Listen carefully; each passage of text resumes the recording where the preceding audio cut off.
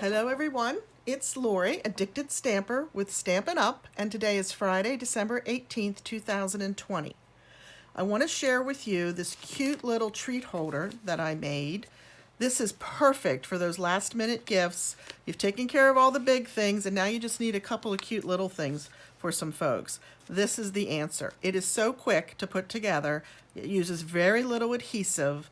And I actually have some hot cocoa and a peppermint spoon tucked in here, but you could put in just about anything. It's a nice size, so you could stuff a lot of little goodies in there. A gift card would go in there, a little bit of cash, whatever you want to fill it with. So let me show you how to do that. We're gonna start with a 12 by 12 piece of paper, and we are going to fold this so that all of the edges align into this big triangle.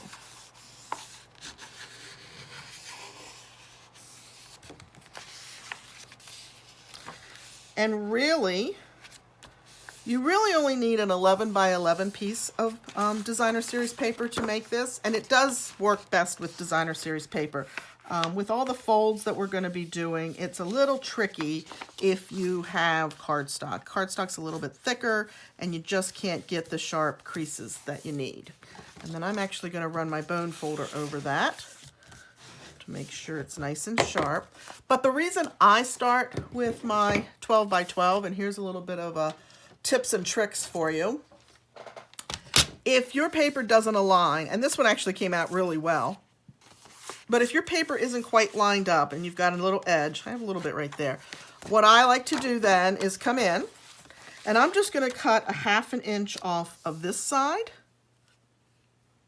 line that up on my paper cutter,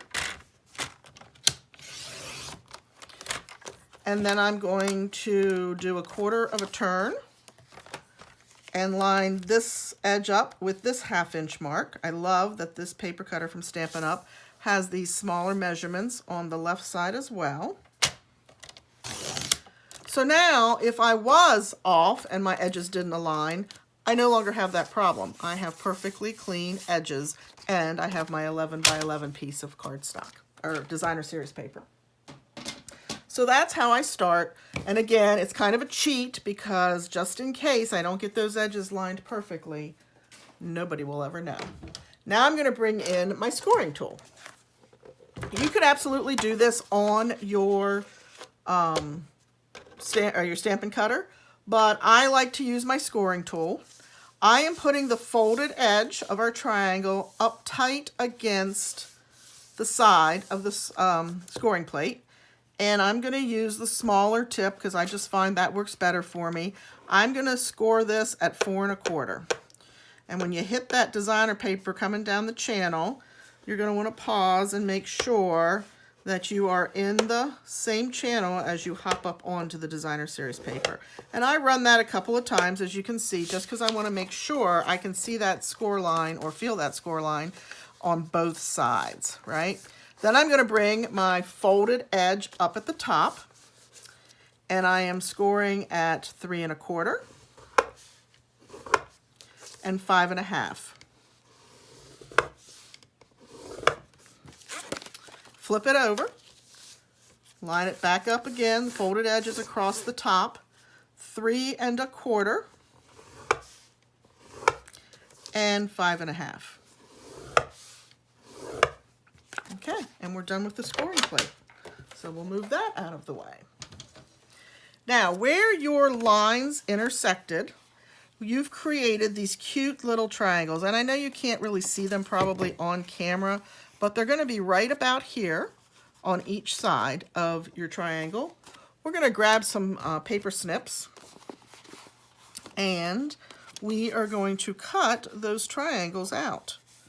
So, and I'm cutting through both layers at the same time. I don't need either. I'm going to cheat here a little bit and crease that so I can see it a little bit better. Maybe. I might flip it over and do it on the back side where I can see it. How about that?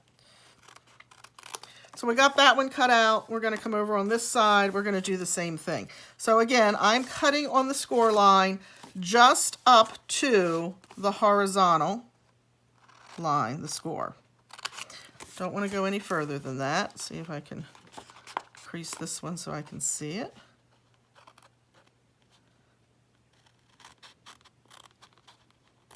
Okay, so there we have our triangles cut out. Now we're just going to fold it. So we're going to start on this side, on that score line, making sure that my bottom edges are all lined up evenly. Bring my bone folder back in. And then this triangle is going to fold back on itself. Again, everything's lined up there at the bottom. Do the same thing on this side. It's looking pretty good.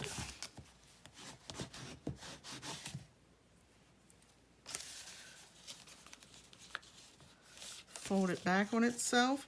Now here again, I want these to be a little closer together, so this is where your bone folder is going to be your friend, because it's going to help you get this tweaked a little bit, right? Oops. And it has a mind of its own. It wants to wander off, right? There we go. That looks pretty good. Actually, that looks very good. All right, so then what we're going to do is we're going to take this little triangle on each side, and we're going to open that up with our fingers, and we're going to turn that into a square. Okay. Bring your bone folder back in. You can tell your bone folder is going to be your best friend creating this project, right? Open this one up. Same thing. Fold that into a square. Line your edges up as best you can. All right. One just tucks behind the other, okay, just like this, just like little flaps. And then you're just going to bring this down, crease it, and bring the back down and crease that. This flap is going to tuck right in there. There is your cute little packet. We're going to bring in a little bit of Misty Moonlight. That is cut at 2 3/16 square. And then I have a 2 1/4 piece of Whisper White here. And I like to use, when I'm stamping in the diamond orientation, as I like to call it, I use my grid paper to line that up. So it's easy for me to make sure that I'm straight. I'm going to use Misty Moonlight ink, and I'm using the Thank You Snow Much stamp set because my intention is to give this to my mailman, my UPS, my Amazon driver, all those people that have kept our packages flowing throughout the year, right? Let me grab my adhesive.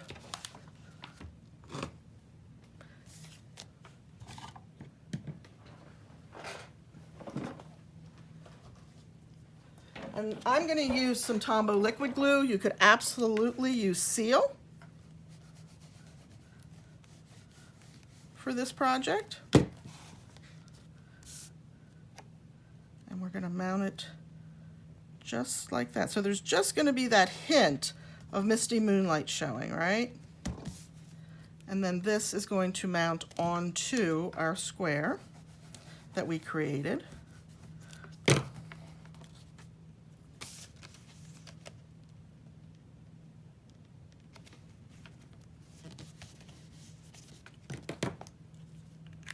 And then we need a few little embellishments, so I'm going to add some of the Snowflake rhinestones,